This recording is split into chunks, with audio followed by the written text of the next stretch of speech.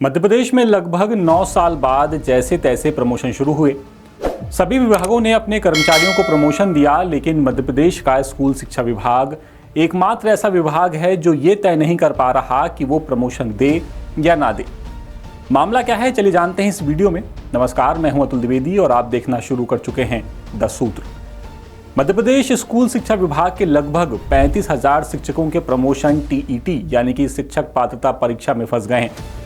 बता दें कि शिक्षा विभाग में 42,000 शिक्षकों का कैडर है, लेकिन दावा किया जा रहा है कि सिर्फ 7,000 शिक्षकों के पास ही टीईटी की पात्रता है। क्योंकि प्रमोशन होना है, इसीलिए शासन ने ये तय नहीं कर पा रहा कि सिर्फ टीईटी वालों को प्रमोशन दिया जाए या सभी को। दावा है कि स्कूल शिक्षा विभाग एकमात्र ऐसा विभाग है जहां प्रमोशन की प्रोसेस शुरू नहीं हुई, हालांकि सीआर सभी की जुटा ली गई है। सूत्र तो यहां तक बताते हैं कि बिना टीईटी शिक्षक नहीं रखे जाएंगे। इसे शिक्षा का अधिकार अधिनियम 2009 के तहत लागू किया गया था। हाल ही में यूपी के 1,86,000 शिक्षकों का मामला भी सामने आया। वहां बिल्कुल क्लियर कर दिया गया था कि टीईटी तो पास करनी ही होगी। मध्य प्रदेश में भी यही संभावना है कि टीईटी के पक्ष में ही विभाग जाएगा। ऐसा होता है तो 2 साल के अंदर 35,000 शिक्षकों को टीईटी पास करनी ही होगी, क्योंकि सवाल अब उनके प्रमोशन का है।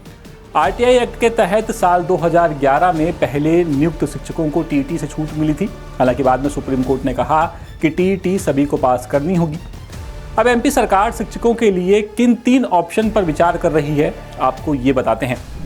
सरकार जिन 3 ऑप्शन पर विचार कर रही है, उसमें पहला है कि सख्ती रखी जाए, जो टीईटी पास है उनके प्रमोशन किए जाए, बाकी लोगों का प्रमोशन फिलहाल रोक दिया जाए। दूसरा ऑप्शन है प्रमोशन के लिए टीईटी पास होने का इंतजार किया जाए, क्योंकि अभी 2 साल का वक्त है टीचर के पास कि वो टीईटी पास कर ले। तीसरा, सशर्त प्रमोशन दिया जाए। जो टीईटी पास हो जाएंगे उन्हें प्रमोशन की डेट से इसका फायदा मिल जाएगा। दूसरी तरफ टीईटी के पेच में फंसने वाले कुल शिक्षकों में से 4,000 तो सिर्फ अनुसूचित जाति और जनजाति के हैं। ट्राइबल डिपार्टमेंट में अभी तक प्रमोशन की कोई बात नहीं चली है।